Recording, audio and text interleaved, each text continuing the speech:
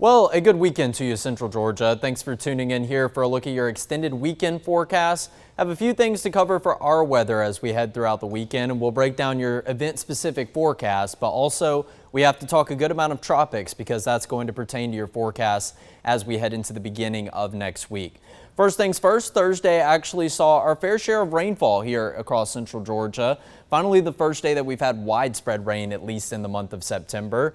Now, most areas, especially the farther east that you live, probably only saw about a couple tenths of an inch of rain. But the farther west that you go, you're starting to see some greens and some yellows. We had some localized areas that got upwards to about an inch or two of rain across some areas in Central Georgia. So let's break down some of those piece by piece.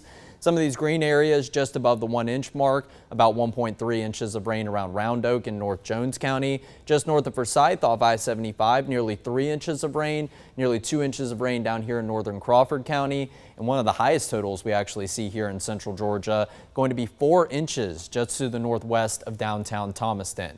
Continuing to take it over towards the west, so you can see the areas towards the west and the northwest definitely got more rain than areas farther over to the east and southeast. Just shy of 2 inches of rain outside of Perry, going over to the same number right there in downtown Butler, 1.3 inches into western Dooley County, 1 inch of rain around Lake Blackshear, and the highest total was right outside of Central Georgia, nearly 6 inches of rain right there on the county line of Sly County and Sumter County between Ellaville and Americus. That would definitely be very beneficial, but that's getting to the point where you do get a little bit too much rain at one time. But all in all, we'll be thankful for whatever we got, because Thursday, was the most rain that we've seen in one day measured in the entire month of September. Now, our total this month still very minuscule, only about 3/10 of an inch of rain, and most of that did fall on September 25th, which was 0.24 inches of rain. So you can see we're still well below average, and we're still nowhere near that record set back in 2004. So obviously the rain was a welcome sight, but it's probably not going to do too much in terms of alleviating some of these dry conditions that have settled in. Here's a look at your drought monitor that shows all of Central Georgia got expanded into at least an abnormally dry conditions. Now, this was taken as of this past Thursday. We'll typically get an update to these drought monitors every week. So every Thursday around 8 to 9 a.m. we'll be on the lookout for that. And we can see some areas of moderate drought expanding into west central Georgia. Now, the very good thing is west central Georgia did see their fair share of rain this past Thursday. So hopefully that did a good number for alleviating some of these moderate drought conditions that are spanning into portions of Upson County, really close over here to Taylor County. And then we see a pocket of a severe drought right there along the Alabama and Georgia state line. Once again, that's an area that saw its fair share of rain yesterday. So we'll continue to try to add to some of the totals that we've seen so far, but we'll have to talk about what Future View has to say about that coming up. So for the almanac that we did have on Thursday, right on par with your average high temperature sitting at 86 degrees. I wanted to show this just for the purpose of your year departure of rain. We actually finally got a bit of an uptick in this number. It has just continued to go down and down and down through the entire month of September. So what that means, that year departure of rain is where we are in terms of our rainfall in the whole year of 2025 compared to where we are on this date averagely in all the years that we've since been taking records. So that's back since the late 1800s, and still due to a very wet August and a very wet May and June in central Georgia, we have continued to hover above average, nearly 4.5 inches above where we should be at this point of the calendar year. But now let's go into Future View. Let's plan out your weekend as we progress through your Friday afternoon. Still holding on to a few scattered shower chances, maybe even a spotty storm or two. Mostly cloudy skies are going to do a great deal of keeping the high temperature at bay.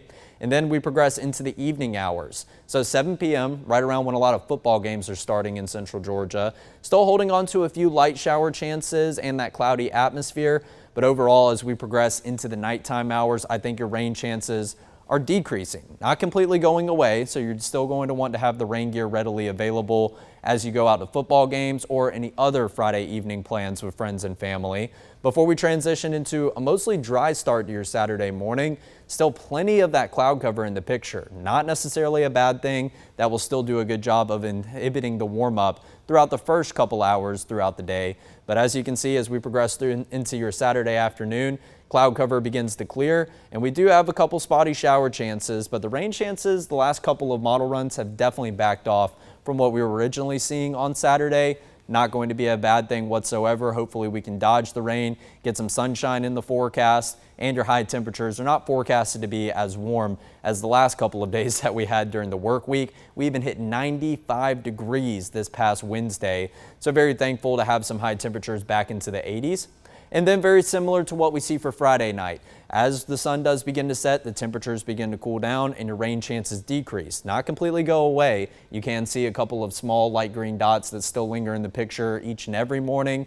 That will once again be the case as we go into Sunday morning.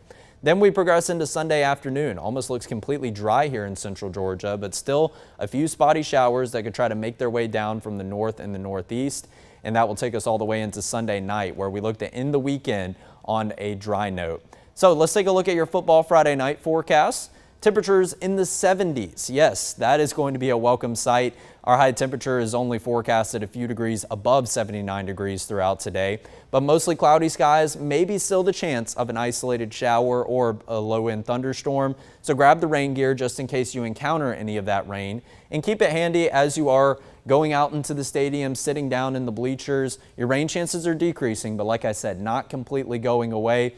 There's a higher likelihood of you dodging the rain as opposed to receiving anything in the way of rain, but you want to be prepared. Better to be safe than sorry when it does come to some of these scattered and isolated rain chances.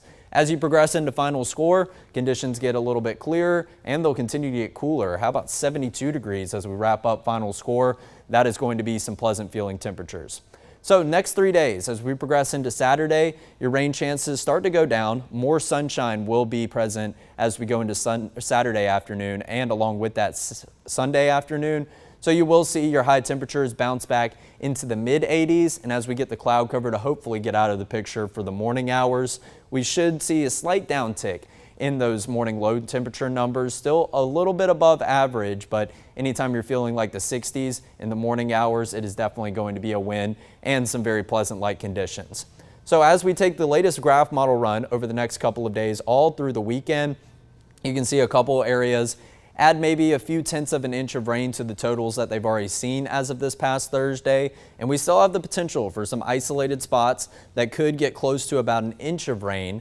You're going to be very, very lucky if you do see that. Overall, I think there's not much rain that's going to be added on to the totals that we've already seen. So not much more alleviation for the dry conditions that we do have. But now let's talk about Saturday, because it is a big day in Athens, Georgia, the entire state of Georgia, for Georgia fans all over the southeast, the country, and as a matter of fact, all over the world.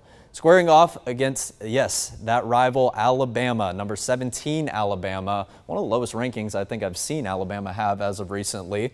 But not to take away from the fact we still need to cover your forecast if you're going up to Athens to watch this spectacular game. It will have a 7:30 kickoff, so 7:30 on ABC. We're going to have a night game up in Sanford Stadium. The good news is, just like I was talking about with your forecast for football Friday night, your rain chances will decrease as we get closer and closer to kickoff.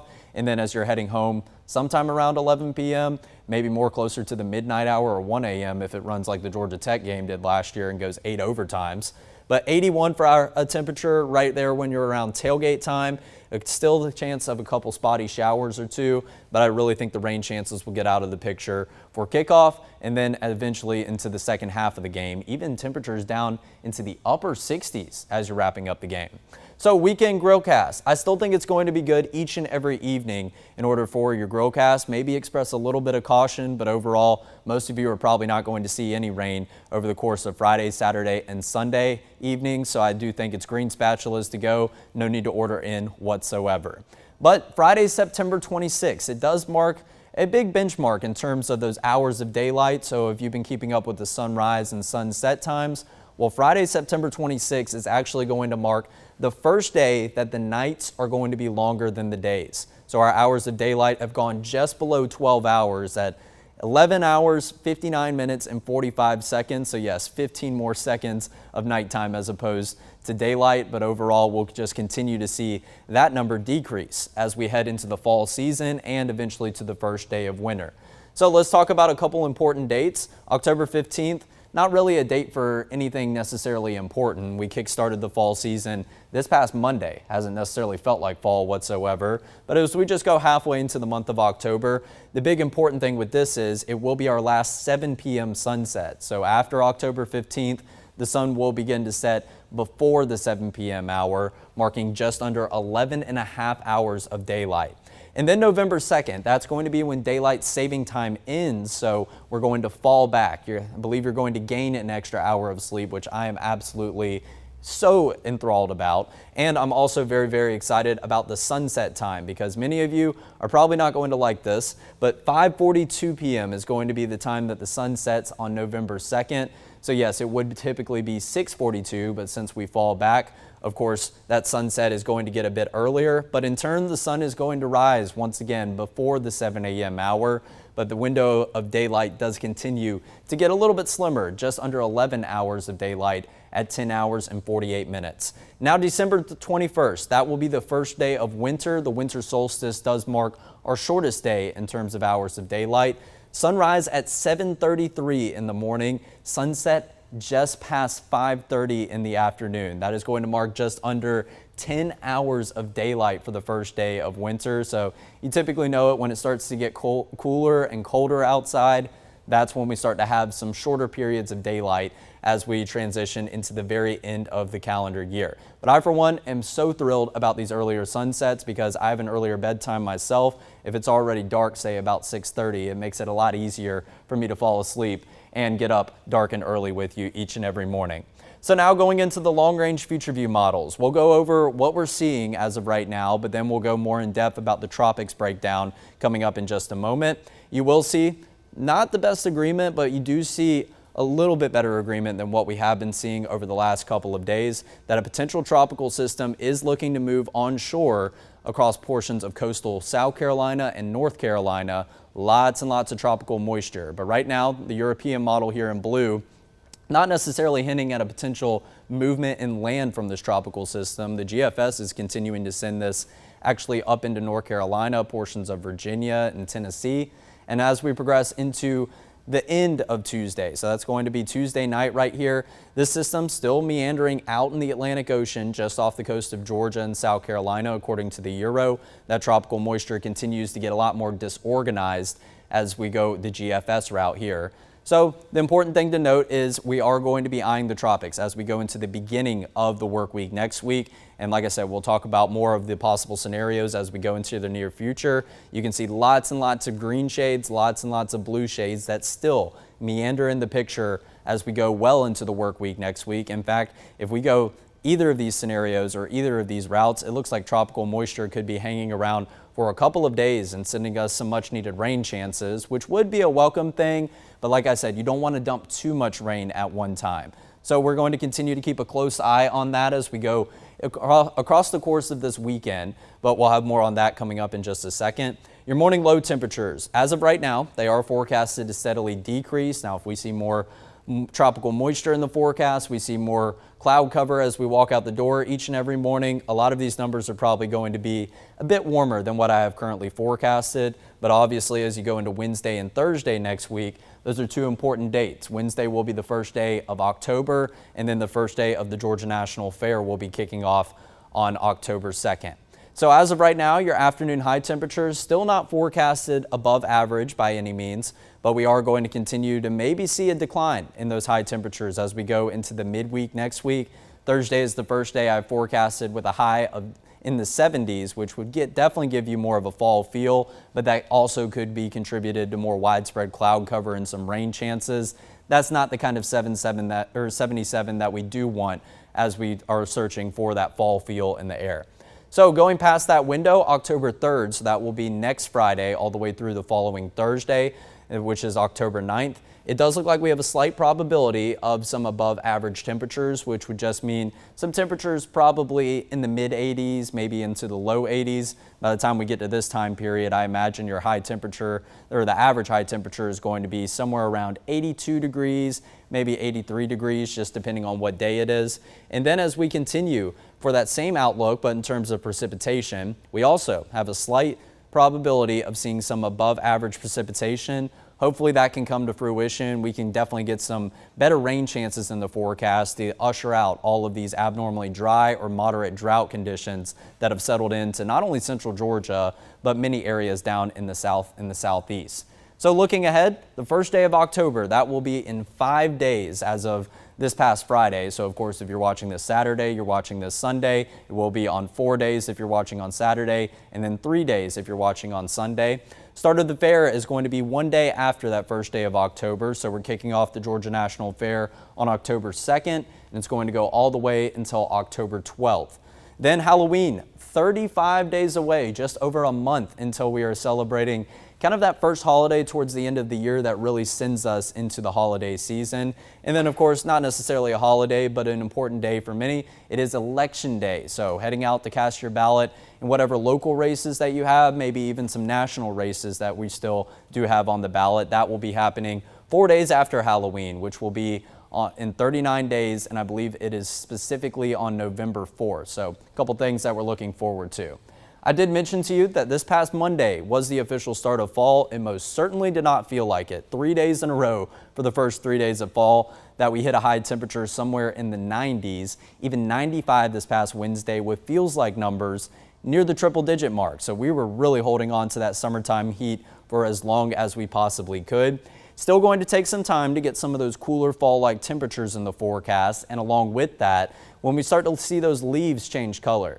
So if you do know anyone up in North Georgia or you have any plans throughout the month of October, late October is going to be when we see that peak fall foliage, meaning all those bright yellows and oranges and red colors of the leaves. That's going to happen in the North Georgia mountains, first and foremost in the entire state of Georgia.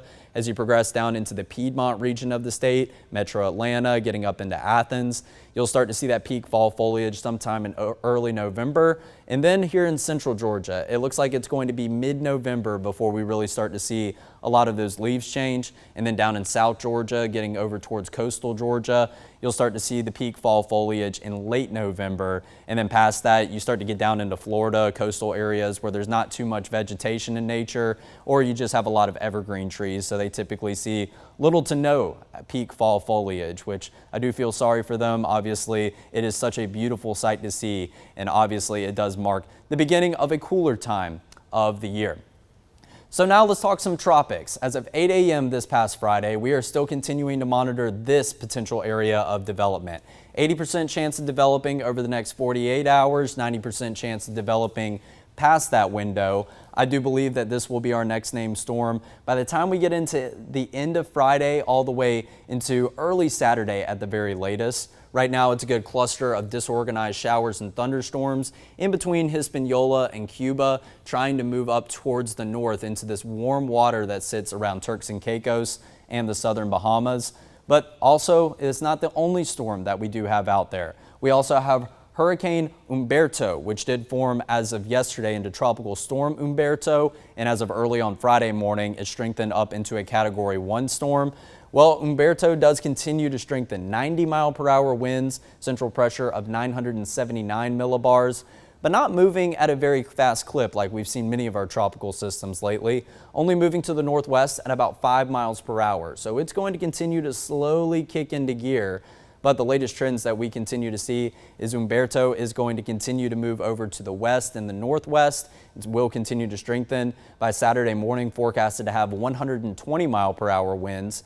And the highest that we do see on this timestamp, Sunday evening, 145-mile-per-hour winds. That's definitely getting up into high-end Category 4 status, really starting to flirt with that Category 5 status, which it would be the first Category 5 storm I do believe that we've seen in the Atlantic hurricane season so far. Hurricane Erin might have briefly gotten that criteria, but all of this to say, Hurricane Umberto is something we are continuing to closely monitor, but the good news is as we continue to see this cone extend out into the future, we continue to see a shift up to the north and eventually back out into the east, a very similar path as to what we've seen with many systems so far. That goes for Hurricane Gabrielle, Hurricane Erin, and Hurricane Fernan. All those systems kind of brushed up or acted like they were going to brush up along the east coast of the United States and then curve back out to sea. Obviously not going to be the best forecast over in Bermuda, so if you have any plans for upcoming fall break cruises that are possibly heading over there, this is something you need to keep a very close eye on.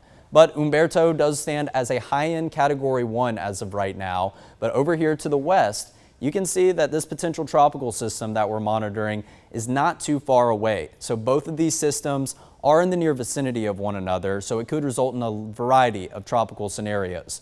So we have Umberto and we have Invest 94L, which is that area I was just telling you about with high chances of development. For the sake of this, we're going to refer to Invest 94L as Future Imelda because that's going to be our next named storm, and it's looking more and more likely that Imelda is going to form over the course of the next 24 hours as of Friday. So scenario 1, the storms stay far away from one another, resulting in Future Imelda possibly making a landfall in the Carolinas. Now, as of recently, I would say scenario 1 probably has a greater likelihood than scenario 2 or 3 from happening, and you did just get a good look at the long-range future view model runs. But scenario 2 would be Umberto pulls Future Imelda away from the U.S. coast, and it could possibly even lead to the merging of two storms, which would allow for a stronger storm to form. But this would be a good scenario because it would pull them away from the eastern U.S.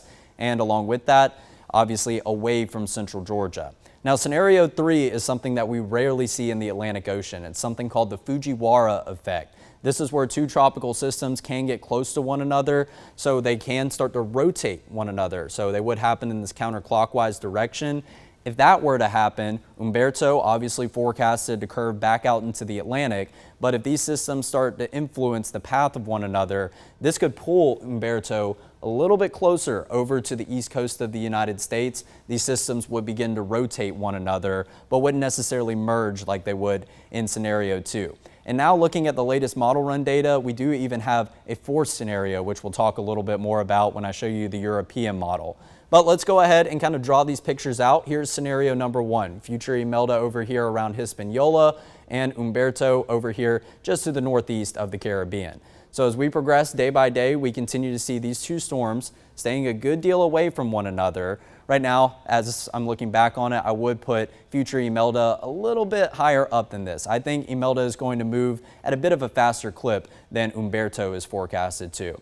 Well, if they stay far away from one another, their circulation is not going to influence the path of one storm or the other, and Future Imelda would continue to move up to the north, possibly even making a landfall around the coastal areas of the Carolinas, and obviously Macon, Georgia, not too far away from that. We would be in the near vicinity to receive some tropical moisture, some bands of rain, and along with that, some possible gusty winds. Scenario number 2 is where both these storms are still located where they originally are, but as you can see, they creep closer and closer to one another, and then this flow of Umberto starts to pull in Future Imelda. So what would happen with this? They would no longer be two named storms. There would be one larger storm that would still stay out at the Atlantic coast, but this would be a good case scenario because take a look at this. It would just result in this larger storm and this stronger storm to continue to move back out into the Atlantic Ocean, well away from the eastern United States.